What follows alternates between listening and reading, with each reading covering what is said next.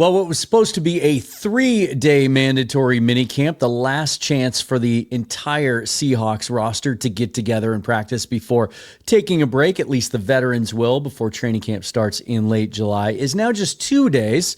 Mike Macdonald chopping off one of those days. We'll talk about that a little bit today. But I thought I would go back and look at everything that happened today and all the reactions to today's workout so that you don't have to, and wrap it up with another edition of What They're Saying.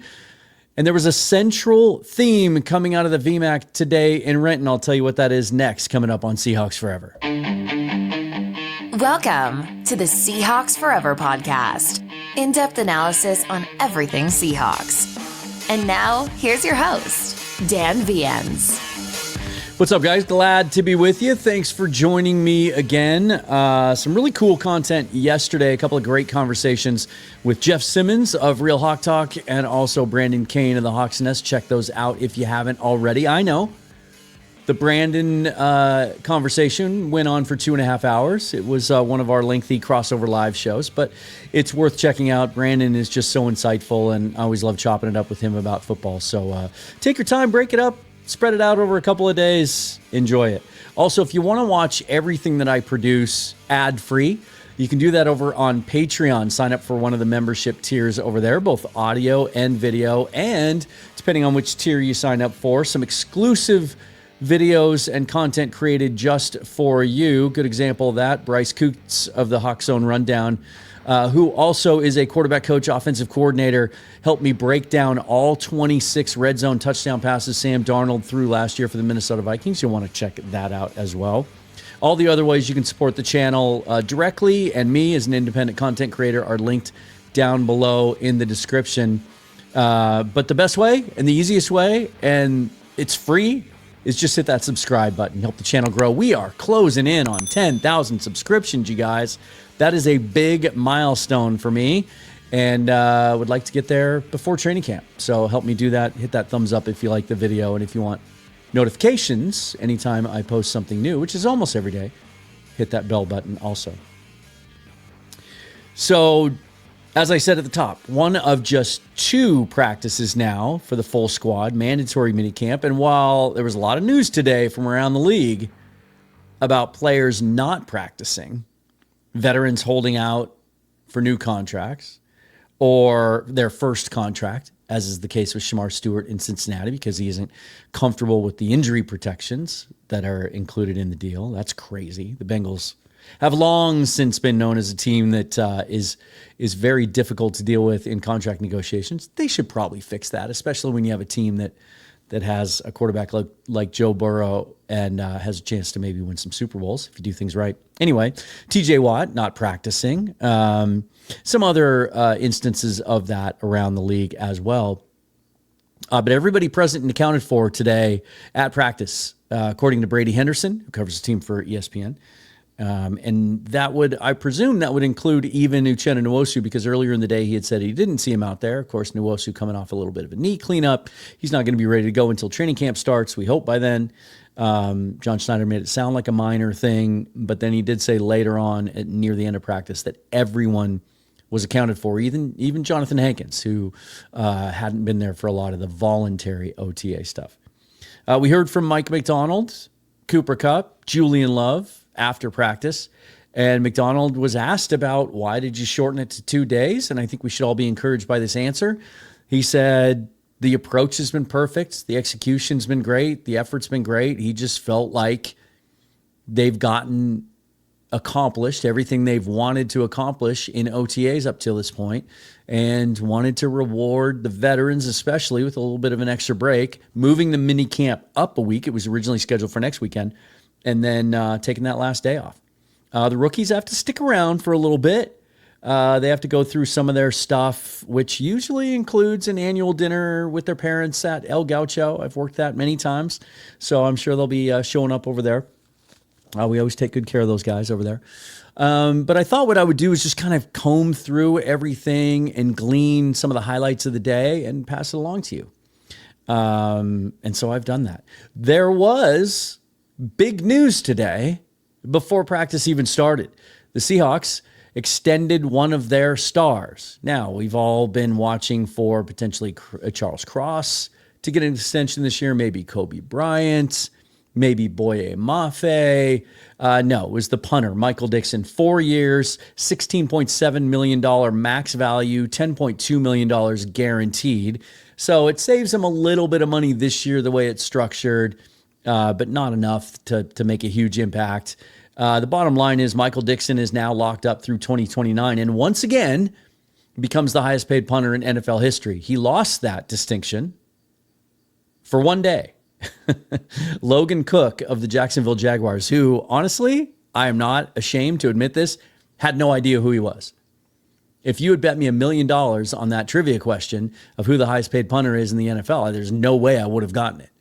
But the Seahawks one-upped him, got Dickson taken care of today. I am baffled kind of by how the league views Michael Dickson and not quite sure, well, how they view punters as a whole. His rookie year, he was so good that he made first team All-Pro as a rookie. Has not made an All-Pro team since then. Hasn't even made Pro Bowls since then, even though he is, as we sit here today, when it comes to average yards per punt, the third best punter in NFL history when it comes to average yards per punts. And we know that's not all of his game. It's the directional punting, the situational punting, knocking it out inside the 20. He's just so good, we take him for granted. We don't talk about him. But now we don't have to worry about losing him either. He will be around through the end of the decade, locked up through 2029. Couple of things that came out of practice today. And then I've got a little bit of video. We'll show some clips from the press conferences that happened after practice, kind of tie those in together into that central theme I teased. And then at the end of the week, Greg Bell has promised to come on the show and give his first-person account of what he saw there before we wrap up the on-field stuff for the next 5 or 6 weeks. A couple of things we learned today. Nick Emenwari is kind of the talk of OTAs, actually. Like, McDonald wants to talk about him all the time. The coaches want to talk about him all the time. The players want to talk about him all the time.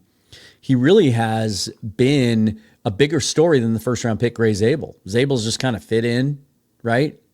And he's just kind of being taken for granted, just quietly going about his business now, installed as the de facto assumed starter at left guard.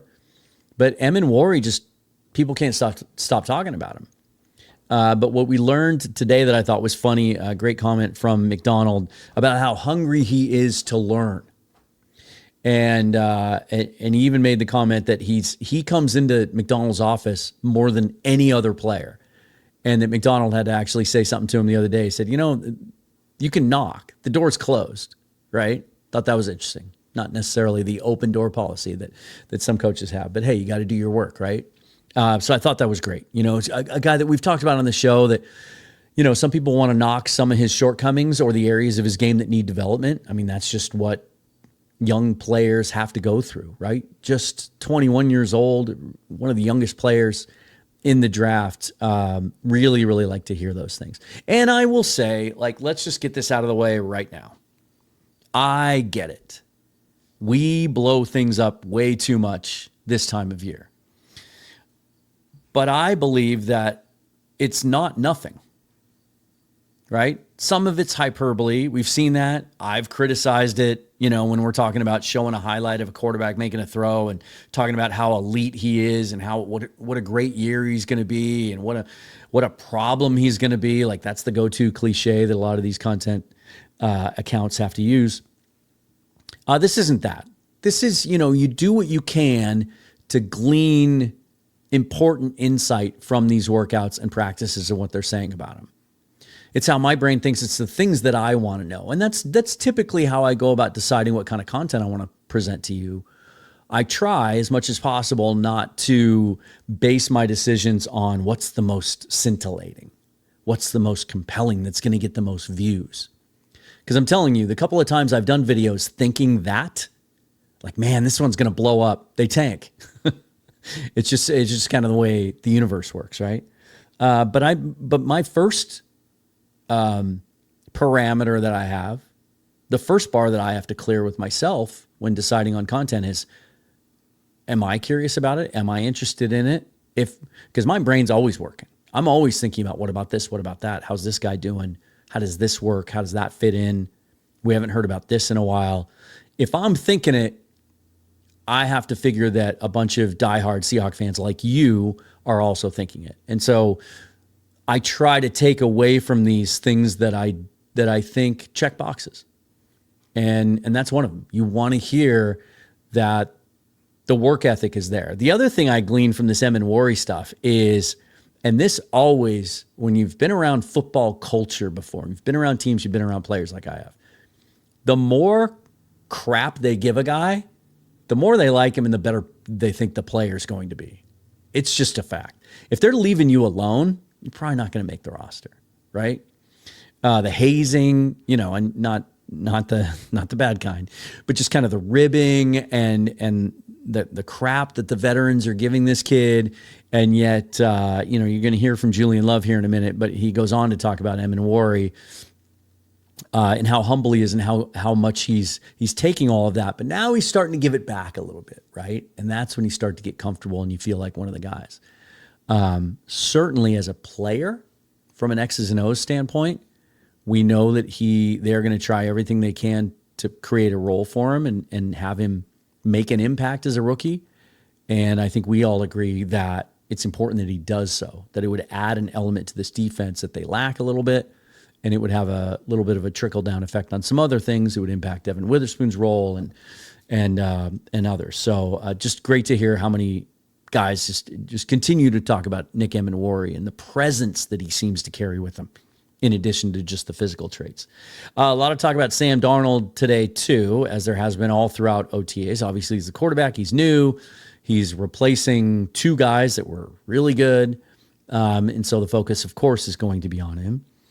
But I thought the funniest thing today was Cooper Kupp revealed to us that, first of all, he's not a good golfer, which he says is atypical of NFL quarterbacks. And I agree.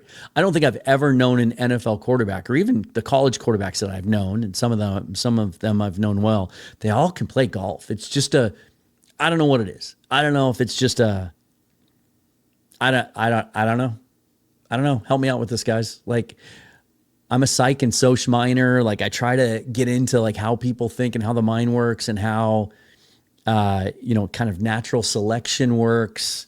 We can talk about how, usually NFL quarterbacks are attractive guys. Well, that's because they get weeded out through the process when they're in junior high school and they get picked and all that kind of stuff, right? The golf thing, I don't get it because it takes work, man. I gave up on golf a long time ago because I thought I was getting good at it, and then it all fell apart and it was too stressful and it's not worth it. And so I scrapped it. It just because I understand how much of a commitment it takes to be good at it. You have to do it all the time.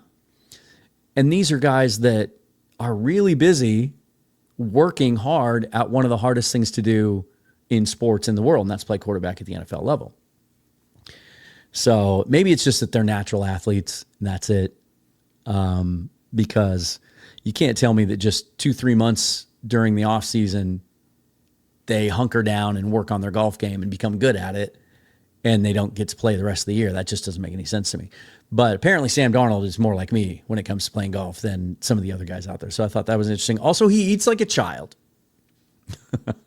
That Cooper Kupp said he has an immature palate, and that when they've talked about going out to dinner in the past, that he balked at some of Darnold's ideas because he just wanted to go out and eat chicken strips and fries, which I don't know if that concerns me as a Seahawks fan, because I guess I want my quarterback eating really healthy and a lot of protein and complex carbs and being fit and lean and all of that. But hey, if it works, it works, right? And if it makes you happy, I mean, we know about DK Metcalf's diet, right? And how he just ate candy all day long and really only had one meal every day. And look, he was one of the probably fittest player ever to play for the Seahawks. So I just thought that was kind of funny. And then this happened earlier in the day. I just put it in my notes, so I guess I'll share it. As much as we talked about this offseason, how little respect the Seahawks seem to get, and how, because of all the changes, especially on offense, that a lot of the national analysts are just dismissing them because they don't know what to make of them. And they're ranking them near or at the bottom of the division. And we see all these positional rankings come out from PFF and other entities, and Seahawks just aren't represented on those lists? Well, we got a little bit today. PFF came out with their top 10 safety duos in the NFL. And as much as I usually say, take the PFF stuff, the rankings with a grain of salt, because they don't use any kind of subjectivity in their rankings. They only stick to their grades, which is commendable, but it also just means that sometimes they miss things. They miss ascending players. They miss context. But when they get something right, it's fun to talk about because they're a huge, huge entity. Julian Love, Kobe Bryant ranked as the 4th best safety duo in the NFL. I thought that was kind of cool. All right. So the biggest central theme for me, the biggest storyline, really in OTAs, not just today, has been the offense. Because what have we talked about most of this offseason? The continuity and the chemistry on defense. All 11 starters back. 15 players who started games last year. And then you add DeMarcus Lawrence to that, and you add Nick Emenwari to that, and then potentially at some point, Riley Mills. The questions have been on the offense. And I think that plays into why some people have hesitated to embrace the Seahawks, because they don't know it until they see it. Doesn't stop them from being bullish on other teams that have undergone a lot of changes.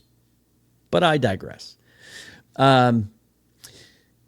There was a lot of talk about the offense today. A lot of good questions from the media on the offense today. Tip of the cap, shout out to Jen Mueller, who seemed to be really concentrating on this kind of storyline in her questioning all throughout the press conference today. How's the offense doing?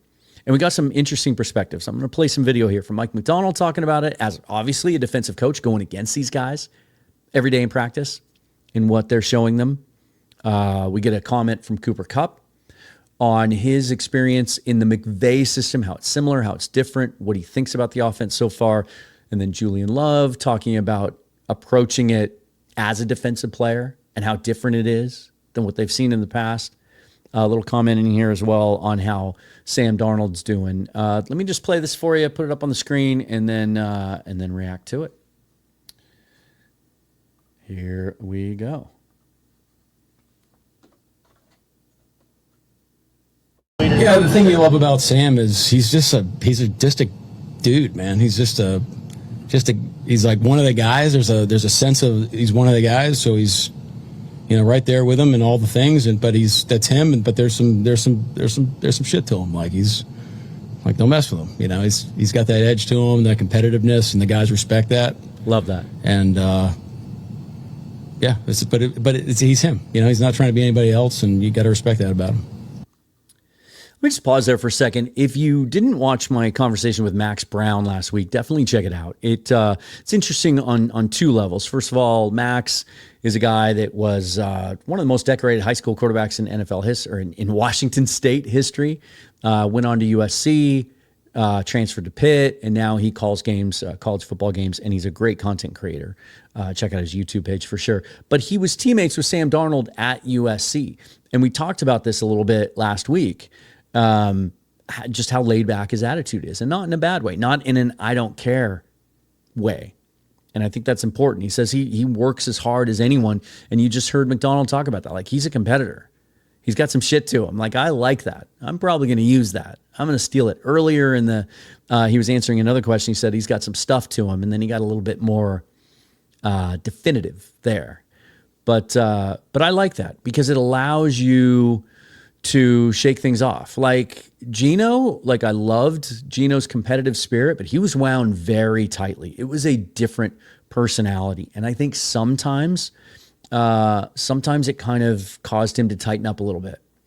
And, I'm a big Ted Lasso fan. I believe in the goldfish theory, right? You make a mistake, you do something wrong, you got to blow it off and forget all about it. We heard about last Monday in practice, the first open media session last week, how he had a couple bad interceptions, but he didn't let him get it down. And he came back in the red zone session later in that practice and was outstanding. And then as the week went along, he got better. He didn't let it ruin him. And if you're gonna make it out of that Jets gauntlet that has ruined so many quarterbacks over the years, and going through everything he went through and the whole I'm seeing ghosts thing and whatever, and being called a bust and come out on the other end of it, Like, there's more than one way to skin a cat. Geno did have the same journey and came out of it and really resurrected his career, did it with that personality type of being so ultra tightly competitive like he is. Sam approaches it in a different way.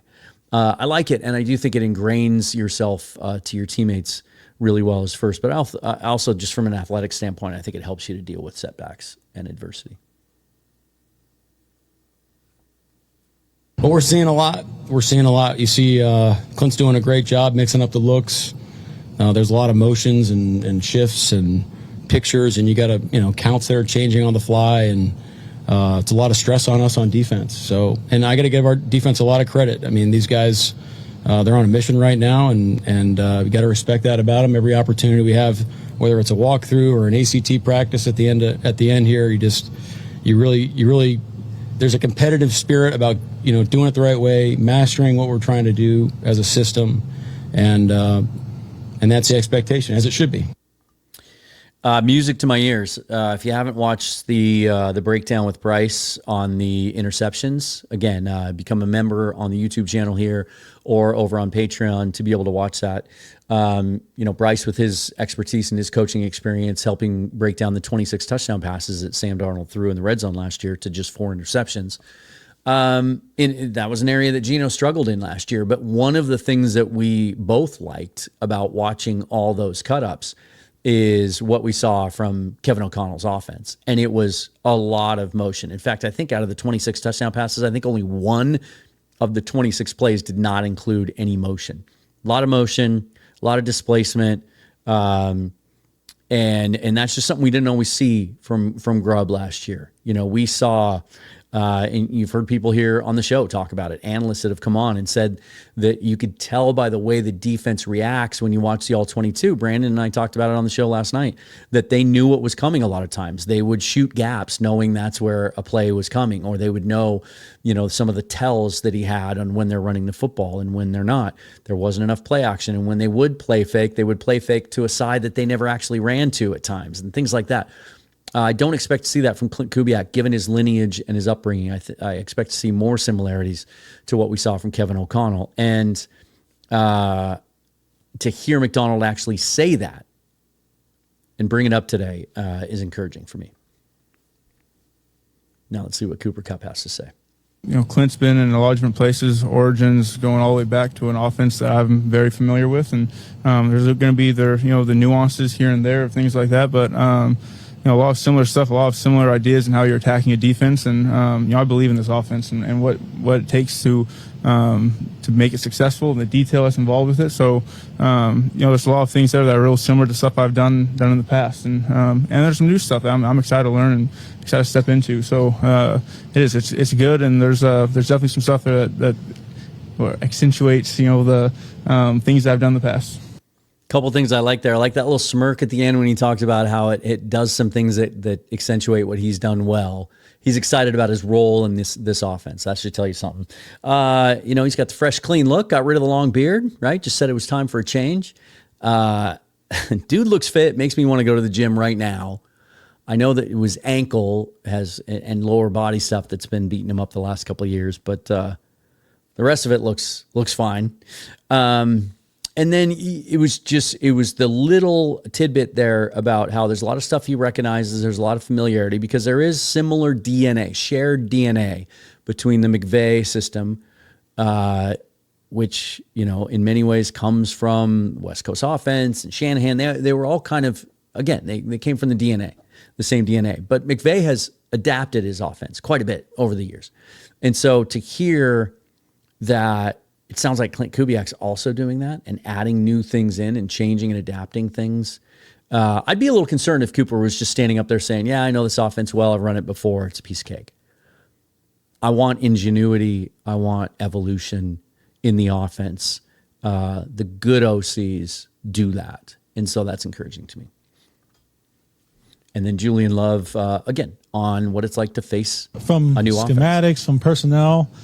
When you play against each other so much, you tend to just kind of play the person and kind of who you're going against. And right now, we need to play free. We play true to kind of the scheme and just kind of read everything true. There's not really a lot of anticipation because you're seeing different looks every other play.